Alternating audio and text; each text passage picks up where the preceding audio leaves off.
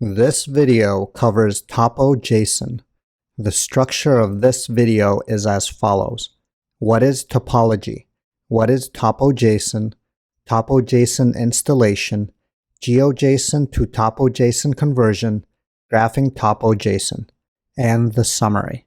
Alright, let's get started. What is topology? In mathematics, topology is a major branch of geometry concerned with the study of shapes and spaces. Specifically, it is the study of continuity and connectivity. One of the main insights is that geometric problems depend not so much on the exact shape of the object, but rather on the way they are put together. Topology underlies a great deal of mathematical theory. Geospatial topology is the study of rules concerning relationships between points, lines, and polygons that represent the features of a geographic region. These features represent all of the different types of objects that we find on a map. So through the study and use of geospatial topology, we can ensure the integrity of what we are mapping. ArcGIS is a platform for designing and managing solutions through the application of geographic knowledge. The company Esri, an international supplier of geographic information system software and geodatabase management applications, put together a brief summary of topological relationships for the ArcGIS server. In this guide, they talk about how topology is used for a variety of analytic operations. Let's briefly go through these topics to get a sense of why it is useful. The main three things we care about for our purposes are the constraints on features that share a geometry and how to define and enforce data integrity rules. We care about constraining how features share a geometry because of the boundaries between geographic objects in the real world. This could be things like how two countries share a border, or how a street block is connected to another street block, or how a lake and the land surrounding it share an edge. We care about defining and enforcing data integrity rules because of how we understand maps in the real world. This includes things like no gaps should exist between polygons, or that a map should not show an overlap between polygons representing geographical features like states, cities, and country boundaries. We also care about being able to construct features from unstructured geometry. So if we have two regions that share a line or several line boundaries, we would like to be able to represent this relationship as a shared border. On the screen, you can see a zoomed out version of a poster that the company Esri put together on geospatial topology rules. The 26 rules on this poster are concerned with the relationships between points, lines, and polygons that represent geographic regions.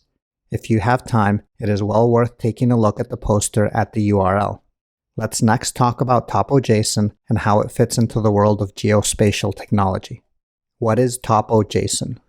As you probably guessed, the JSON part of TopoJSON stands for JavaScript Object Notation. Remember that JSON is a text-based open standard designed for human-readable data interchange. It was initially based on JavaScript objects. It is derived from the JavaScript for representing simple data structures and associative arrays called objects. It is now an open standard that is programming language independent, which means that TopoJSON can be used as a data interchange format in many different programming languages. As long as they can parse and generate JSON data structures, they will be able to use TopoJSON. Alright, so if it is made out of JSON and can be parsed / generated most everywhere, what does the format actually do? TopoJSON extends GeoJSON by encoding the topology of the geometric objects in GeoJSON. The TopoJSON format represents geometries as line segments, which are called arcs, whereas the GeoJSON represents geometries as distinct shapes. The act of creating line segments, which are sometimes shared, helps to cut down on the file size. This is because two regions that neighbor each other have one border. In GeoJSON, this border would be defined in the polygon definitions twice. In TopoJSON, this border is defined in arcs only once, which, as you can imagine with maps of the world and their messy borders, helps decrease the file size substantially. This is a simple TopoJSON object. At the highest level, we have 4 different key value pairs. The keys are type, transform, objects, and arcs. The value of the key type is the string topology, which is a new type and uniquely specifies that this is a TopoJSON format rather than a GeoJSON format. The value of the key transform is a JSON object with two key value pairs. These key value pairs define a linear transform that we will come back to later that is used to build the line segments called arcs. The value of the key objects is one or more objects whose key is the name of the object, and the value is a GeoJSON-like object, except that instead of internal longitude and latitude arrays, it contains arrays of arcs. The GeoJSON-like objects can be like the geometry collections as shown on the screen, or polygons or multi-polygons, as well as other types of objects. The value of the key arcs at the top level of the TopoJSON object is an array of arrays of arrays of x and y integer value points. This array of arrays of arrays is what dictates how the line segments called arcs are built in conjunction with the transform scale and transform translate. Let's look at the geometries in the geometry collection object more closely. The geometry collection object is made up of geometries. The geometries key has as its value an array of GeoJSON-like geometries, except that unlike GeoJSON, instead of a list of x and y coordinates, we have a key value pair of arcs. If we look at the first polygon, we see that the value of the arcs key is an array that holds one interior array that has the numbers 0 and 1. The 0 and 1 serve as references to arrays in the top level key value pair of arcs. If we look at the top level key value pair of arcs, the value is an array of 3 arrays. Each of these arrays then contains several more arrays inside of it. Since it is a JavaScript array of 3 arrays, it will be 0 indexed. So the 0 in the geometries arcs array points to the first array in the top level arcs array. The 1 in the geometries arcs array points to the second array in the top level arcs array.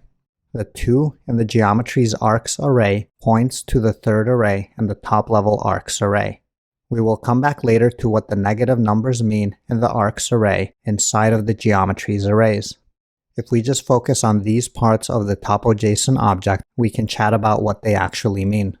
This means that the first of the 2 polygon geometries is made up of 2 line segments. The first line segment is the first array in the top level arcs array. This array has 2 interior arrays. The second line segment is the second array in the top level arcs array. This array has 4 interior arrays. If the geometry consisted of a large number of lines, then the top level arcs array would consist of a large number of lines. Next, let's talk about arcs and how they are defined and what they mean. We will look at the second array in the top level arcs array. We see that this is an array of 4 interior arrays. We also see on the screen the transform scale and transform translate. We spoke before about how the transform object is used with the arcs array to provide a way to create a linear transform to build the line segments. Let's substitute variable names to get a better feel for how we will do this. For the transform scale, we made the variable transform scale x and transform scale y. For the transform translate, we made the variables transform translate x and transform translate y. For the top level arcs array, specifically the second array, we made the following variables. The first array of the second array has arc starting point x and arc starting point y. The second and subsequent arrays of the second array then have the variable names arc delta x1 all the way to arc delta x3, as well as arc delta y1 going all the way to arc delta y3. Let's simplify this one step further. The TopoJSON format takes each top-level arcs array and builds a line piece by piece. This is the linear transform we were talking about earlier. The first array is used as the starting point for the x and y coordinates to convert them to longitude and latitude coordinates. The first point x coordinate is the arc starting point x times the transform scale x plus the transform translate x number. The first point y coordinate is the arc starting point y times the transform scale y plus the transform translate y number. The second point x coordinate is built from the first point x coordinate, and so on and so forth until we run out of x coordinates. the second point y coordinate is built from the first point y coordinate, and so on and so forth until we run out of y coordinates. In this way, we are able to build line segments made out of the initial coordinates plus the subsequent deltas as defined in the arcs array, which, if we step back and reason about what we just covered, we can see that TopoJSON is just starting with a point and building line segments from that point. One way to clarify what this structure does is to multiply all of the x coordinates by the x scale, as well as multiply all of the y coordinates by the y scale. This moves the scaling into the arc instructions, which then means the scale x and scale y numbers will now each be the number 1. When we multiply all of the x and y numbers in the top level arcs array of arrays, we can now see a cleaner picture of the delta units we are moving. The second arc tells us that we start at point 1, 0. Then we move 1 unit in the negative x direction. Then we move 2 units in the positive y direction, and then 1 unit in the positive x direction. This TopoJSON object comes from an example Nelson Minar gave a talk on at the conference State of the Map in 2013. Let's take the newly converted arcs and look to see how they are actually built when the original points and deltas are strung together. We will do that by looking at one of Nelson Minar's slides from his presentation. On the left of the screen near the bottom of the page, you can see the 3 arcs we have been working with. The first array is colored black. The second array is colored blue. The third array is colored red. Above the array of arcs, you can see the word left in the blue color and the word right in the red color. On the right side of the page, you can see 2 rectangles that share one border. The left rectangle is the blue rectangle. The right rectangle is the red rectangle. The border they share is the black line. The lower left-hand corner of the blue rectangle shows 0, 0. This is the origin point. The example was constructed in such a way that this is actually the 0, 0 longitude and latitude point. The top left-hand corner of the blue rectangle shows 0, 2. The top right-hand corner of the red rectangle shows 2, 2. And the lower right-hand corner of the red rectangle shows 2, 0. Within this very small space, we can treat spherical coordinates like Cartesian coordinates. So we can talk about moving 2 spaces in the positive direction and 1 space in the negative direction. Let's start with the first arc, the black colored one. The first array in the first arc tells us that we start at the point 1, 2. Then, the second array in the first arc tells us that we move 0 units in the x direction and 2 units down in the y direction. Having done this, we can see that we drew a black line. Next, let's look at the second arc. This arc tells us that we start at the point 1, 0. Then, the second array in the second arc tells us to move -1 units in the x direction. Then the third array in the second arc tells us to move +2 units in the y direction. Then, the fourth array in the second arc tells us to move +1 units in the x direction. Having done this, we can now see the 3 blue lines that we drew. As you can see, an arc of 4 arrays draws 3 lines because it is made up of the starting point and 3 movement arrays. A very important thing to note here is that the end of arc 0 ends where the start of arc 1 begins. This is very important in TopoJSON. When geometries are defined where one arc ends, the following one has to begin from the same point. Next, let's look at the third arc, the red one. This one tells us that we start at the point 1, 2. Then, the second array in the third arc tells us that we move +1 unit in the x direction. Then, the third array in the third arc tells us that we move -2 units in the y direction. Then, the fourth array in the third arc tells us that we move -1 units in the x direction. Having done this, we can now see the 3 red lines that we drew. Let's focus in on the top left of the picture. The left rectangle is made up of arc 0 and arc 1. This is why you see the array of 0 and 1 inside of the array. The right rectangle is made up of arc 2 and -1. Yet we can plainly see on the screen that it is actually made up of arc 2 and arc 0. Why the -1 then? The -1 comes from the fact that all arcs in TopoJSON are created in the clockwise direction. If you notice how the 3 arcs were created, they all define points and moved in the clockwise direction. An issue occurs when there is a shared boundary. For the left circle, the black line was created clockwise, the top point was defined, and we moved down. For the right circle, for the line to go clockwise, we would need to define the bottom point and then a delta to go to the top point. This is because of the clockwise direction as well as the TopoJSON requirement that where an arc ends, the next arc has to start from the same point if we are drawing a line segment. So instead of defining an identical arc to arc 0 going in the opposite direction to arc 0, we just say that we are going to use the black line in the negative direction. However, the negative of 0 is 0.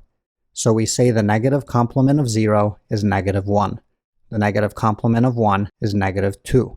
The negative complement of 2 is negative 3, and so on and so forth. Which is why the red rectangle is defined as being made up of arc 2 and arc negative 1. Alright, so this was a simple example. Next, let's look at the example from the TopoJSON wiki for the island of Aruba. Here we can see that there is in fact only one arc. We see the topology type, the transform, scale, and translate objects, and the arc's key value pair. This time, the scale and translate numbers are dealing with the longitude and latitude of an island in the Caribbean. Note that for the arc's array of arrays of arrays, the first array has an x and y number bigger than the rest of the arrays. This is because the first array defines the longitude and latitude starting point, while the rest of the arrays define the delta from that initial array. No boundaries are given here with other regions, so while this file will be slightly smaller in TopoJSON than GeoJSON, we will not get the full benefit of using the TopoJSON format. To play around with the format, we are going to convert the canmaxusa.geo.json file we have used in the previous videos to TopoJSON. However, first we have to install TopoJSON and Node.js into our system. Let's briefly discuss this. TopoJSON installation. This section is going to be a bit short because there are only 2 steps. However, given the range of operating systems, what is already installed on them, and how comfortable you are installing things, as well as how comfortable you are debugging installation errors, these steps could be incredibly simple or incredibly complicated. For the most part, it is easiest to follow the installation instructions from the actual project website. If you go to the actual nodejs.org website, there will be plenty of documentation and tutorials on how to install Node. Follow them. If and when you encounter an error, Google the error and then take the steps necessary to fix the error and try the installation again. Once you have Node installed, you can use the Node Package Manager to download and install TopoJSON. This command is typed into your terminal window. Once again, depending on what system you are on and what is installed, you may have to install, update, remove, and/or upgrade different bits of your system. Once you install this, you will be ready to go with the conversion of GeoJSON or shapefiles to TopoJSON files. Next, let's look at doing a conversion of the Canada, Mexico, and USA GeoJSON file we have been using in the previous videos. GeoJSON to TopoJSON conversion. In previous videos, we found, downloaded, put together, and joined into one file the GeoJSON paths for the countries of Canada, Mexico, and the USA. This GeoJSON object was a feature collection where each feature was the coordinates for a multi-polygon GeoJSON object that had the map of each country. What we are now going to do is run it through the TopoJSON program in the command line in the simplest possible way to see what we get. First, let's see what all the options are in the command line TopoJSON interface. There are 20 different options you can set and use in the command line when you are doing TopoJSON conversions. Not only that, you can use JSON files, Esri shape files, CSV files, and TSV files. So there is a great deal of information you can specify for how you want the conversion to take place. We will do the conversion using the defaults present and will only use the option to specify the output file name. This is to make sure the example is done in as simple a way as possible. This is the command we type into the command line in order to transform the GeoJSON file to the TopoJSON file. Make sure this command is run in the folder where the GeoJSON file lives. The -o is so that we can name the TopoJSON file. It is useful to leave the .json as the file extension because some web servers may not recognize what TopoJSON is, while they will certainly recognize the JSON extension. Let's open up the TopoJSON file we just created and take a look at what is inside. This is what is inside of the CanMex USA TopoJSON file. I have removed some of the arcs from the geometries as well as the arcs from the top-level arcs key value pair. In the geometries, we see some interesting things. Because none of the very small islands of Mexico were represented in the GeoJSON, we can use one long line segment to represent all of Mexico. However, since Canada and the USA have very large islands that were represented in the GeoJSON, the TopoJSON file has many more arcs for these countries in order to represent them and their respective islands with their own lines. The other interesting thing to think about is that since we are using the same TopoJSON object to construct the maps of 3 different countries in one object, the transform scale and transform translate have to apply to the 3 different countries. This means that the first element of each arc will have to be very different from the other 2 arcs because of how different the longitude and latitude are for the 3 different countries. If we compare the file sizes in bytes of the 2 files, we get that the converted TopoJSON file is 40% the size of the GeoJSON file, which is great. In the next section, we will compare the 2 maps and see what we think and whether it was worth the conversion. Let's now look at how we go about visualizing the TopoJSON file. Graphing TopoJSON. The first thing to note is that when using TopoJSON, you will have to include another JavaScript library in the head of your HTML document. TopoJSON, at the time of this video, is not currently part of the D3 library, so you will need the extra library. And of course, you will need the D3 library as well. As it turns out, TopoJSON is actually comprised of 2 different APIs. One that converts various types of files to TopoJSON, and one that converts TopoJSON to GeoJSON for use in the browser. The reason we need an API to convert from TopoJSON to GeoJSON in the browser is so that we can use all of the D3 GeoJSON path tools and projections that were already built into D3 for GeoJSON. After all, remember that for most things you will do with geographic data visualizations, for most general cases, the reason to use TopoJSON is for the decrease in file size. The JavaScript TopoJSON library lets us use the TopoJSON.feature command in modern web browsers, which generally means any browser other than IE8 and older Internet Explorer versions. This TopoJSON.feature command returns a GeoJSON feature or feature collection for the specified object in a given TopoJSON object. We want to use this to create an array of objects that we can then pass to the GeoJSON path using the D3 data binding pattern. In order to do this, we have to take the TopoJSON object from the file and run it through this TopoJSON command. If we look back at the TopoJSON file generated, we can see that the object's key has only one value, which is the key value pair of canmexusa.geo. Because the TopoJSON.feature command expects an object as the second argument, we have to pass the canmexusa.geo object to it as the second argument. Thus, the command at the bottom of the screen is what we are going to run in order to convert the TopoJSON object to a GeoJSON object. After running this command, we will receive back a GeoJSON feature collection object. The array of GeoJSON objects we use to graph the maps is located inside of the features key. So we can select the features key from the returned GeoJSON object to get the array of GeoJSON objects we can use in the D3 data binding pattern. Once we have that array, we can bind each array to its own path object and then use the D3 pattern to run the rest of the visualization. The D3 data operator binds each GeoJSON object to a path. Then, we use the GeoPath function to bind the SVG path mini language instructions to the D attribute of each path. We also use the ID key value pair of each feature to set the ID of each path. Then, we use this ID to style each path accordingly to whether it is the USA, Mexico, or Canada. The rest of the visualization is exactly the same as before. This is because once we have converted the TopoJSON format to GeoJSON format and bound it to the path elements, everything else we have covered before with GeoJSON paths like zooming, panning, and other things will still work the same. Let's take a look at the example in the browser and play around with the TopoJSON.feature command as well. For added fun, we can still play around with the different projections with the TopoJSON file as the input. We are running this web page off of a Python simple HTTP server that is responding to the D3.json requests. The index file has all of the D3 code that is using the D3 pattern to create the SVG paths based on the GeoJSON feature collection data we load. The TopoJSON file being loaded into the AJAX call is the file that was generated from the command line using the TopoJSON command line interface.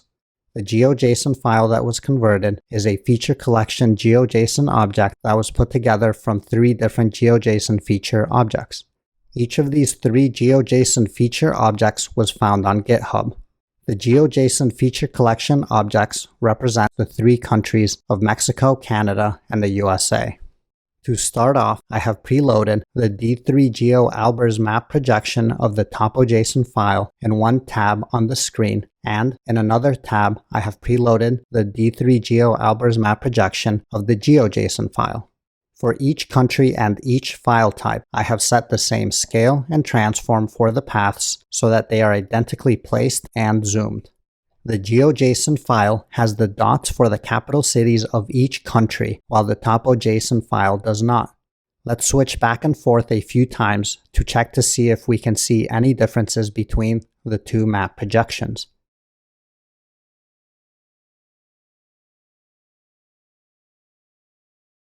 After switching back and forth 6 times, you will have probably noticed that the maps look almost identically the same. It is actually very difficult to tell the difference at this size and scale given the D3.js projection.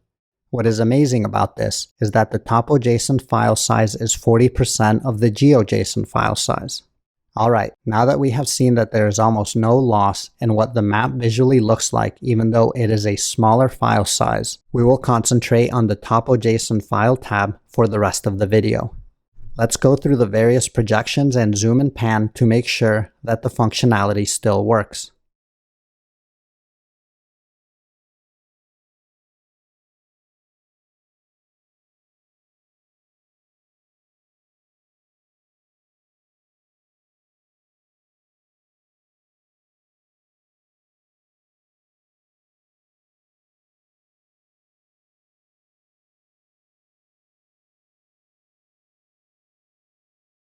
After having gone through various projections and zoomed and panned, we can see that everything still works the same.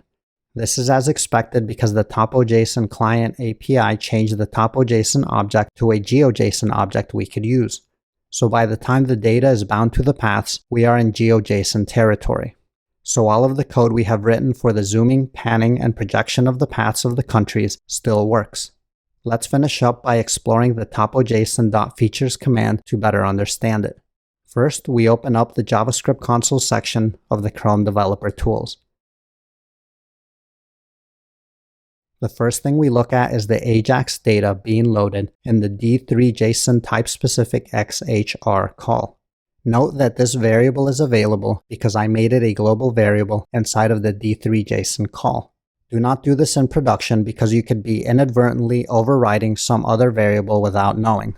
In this example, I ignored this advice so that we can see the data and explore the TopoJSON.features command.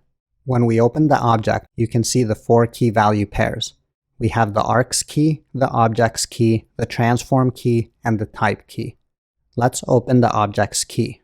You can see that there is only one object named canmexusa.geo. Because the name of the object includes a period, we will have to pass the string to the object to get out the value. Otherwise, it will think we are using a canmexusa method and then a geo method.